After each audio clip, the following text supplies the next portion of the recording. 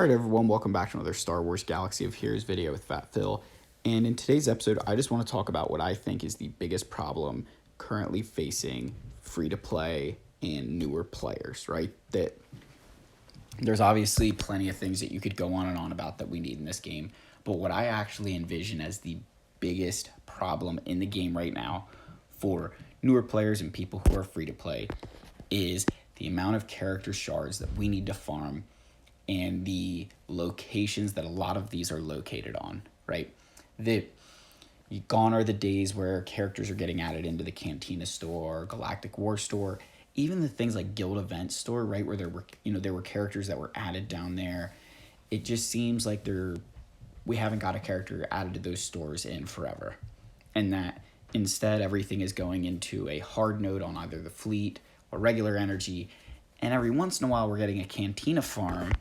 Except that Cantina farms take away from your ability to farm relic mats. And so, in a way now, where Cantina you used to look to, pre-relics, Cantina was where we looked to be the best place to farm characters at, right? That, you wanted them on Cantina nodes. Now, I'd much rather get a hard node than a Cantina, because otherwise I'm taking away time that I could be spending farming relic materials, right? Especially because the only place you could actually get any Omicrons is on your relic nodes, right? And you say, the drop rates on them aren't great. But if you get, say, 2 of these a month, that's an extra Omicron a year. So just, take that again with a grain of salt that, they do stack up over time, that those resources do eventually matter, right? But that's kind of what I think is the biggest problem right now, is that there's no good ways to farm character shards, right? That we haven't got anything added to stores. Everything's getting added to nodes in the Cantina, in the fleet hard nodes, or in character battle hard nodes, right? And it's craziness because, these hard nodes are just take forever to farm. And when you have multiple characters getting added to these nodes, right? Like when these characters get added there, it just adds time for us to have to farm all of them, right? I'm going to use a great example here with Inquisitors. These were brand new characters that were added into the game, right? So the second sister here, hard node. See another one here. Seventh sister, hard node. Keep going through. I want to prove a point here of just, fifth brother, Cantina, right? Let's see here. We've got eighth brother, hard node. And finally, ninth sister is on a hard node. So you have 4 hard nodes and a Cantina node.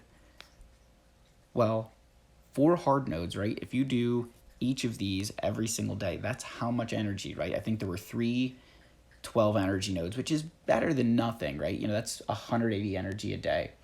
And then I think fifth brother, was he on a 16 energy node, which that's a or was it eighth brother that's on the 16 node here? So that's 80 energy, right? So that's 280 energy already that you're spending just on farming their shards, right? That's it. That's just, if you do no refreshes, right, on those 4 nodes, that's 280 energy. That's a crazy amount of energy when you think about it, right? That most people would never be doing 4. When you're doing 4 of those a day, unless you're getting, placing well in Fleet Arena and things like that, you cannot afford to spend that kind of energy farming up a single faction like this. That's just and that's for one, and then you're not even including fifth brother, which is in Cantina, which is taking away from your relic farm. So, you could say, oh, I would be fine with that, right? You could say, okay, you know what, I'm okay with that. I want them to be longer. If characters like the Armorer or, Admiral Radis or Rose Tico, Resistance Hero, if these characters weren't also on hard nodes, right? This is the problem. It's not that I have a problem that characters get to hard nodes. It's that these older characters who've been in the game for long periods of time aren't getting cycled to a more friendly location for people to get. Because now you have how many characters on hard nodes or that are, on these, Cantina nodes, right, that are taking away from your relic farm. And now you kind of get stuck in this, oh, I've got to farm this character, and then boom, a new character gets released and it goes to another node, right? And you just get stuck in this never-ending trap. And I think the reason you're not seeing new players come into the game is because there's no real way for them to catch up to people who'd been playing for a little bit longer, right? You think about, if I play for a year and then you join, the only way you'll catch me, if we both spend resources equally, all that stuff, right? The only way you're going to catch me is by spending money, because otherwise I'm going to be that much farther ahead than you. That, yes, you should be ahead, but there needs to be a way for me to catch up, because eventually you're now 6 years into this game, right? 7 years into this game.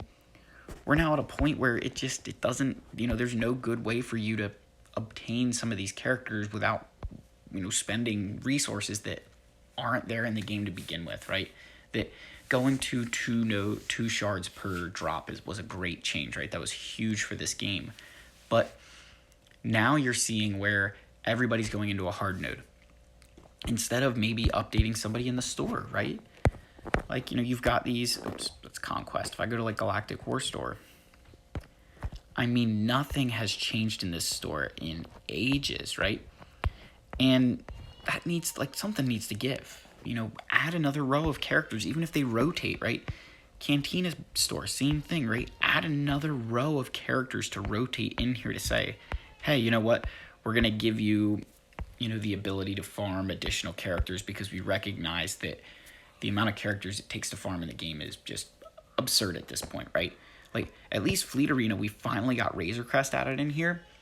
And that the only reason they added Razor Crest, I almost guarantee the reason they added Razor Crest in here was that it was needed for Executor, and that they needed to make it, quote unquote, available to everybody, right? But sticking it in this store where it rotates all the time, I mean, it's a, slot machine to figure out if you're going to get it or not. So, short video today, guys. Just kind of wanted to vent a little bit that I think that the reason this game has lost a lot of its newer players and those early game players is because the amount of shards it takes, the amount of time it takes to farm up shards, is taking away from their ability to farm gear or farm relic mats. And that now we're in this point where we can't go back, where, you've sort of we've backed ourselves into a wall now so far that, you have over 240 characters, 230 characters in this game, and of that number, maybe 40 are like legendary, raid reward, galactic legend type characters, right? That everybody else you need to farm. I mean, that is insane. When you take a step back and you think about how many characters that is, that's a lot. So I think we need to instill some way for characters to get for people to get shards of characters that they're not actively farming, and whether that's, updating bronziums, making a rotating store with character shards, right? It's just something to give players a way to get shards of, characters that aren't on the forefront of their mind that they'll need eventually. Because right now, it's just it's an insurmountable task, and I think that it needs updated. Let me know what your guys' thoughts are down below. Like and subscribe to my channel if you want to see more content like this, and I'll see you in the next video. Cheers.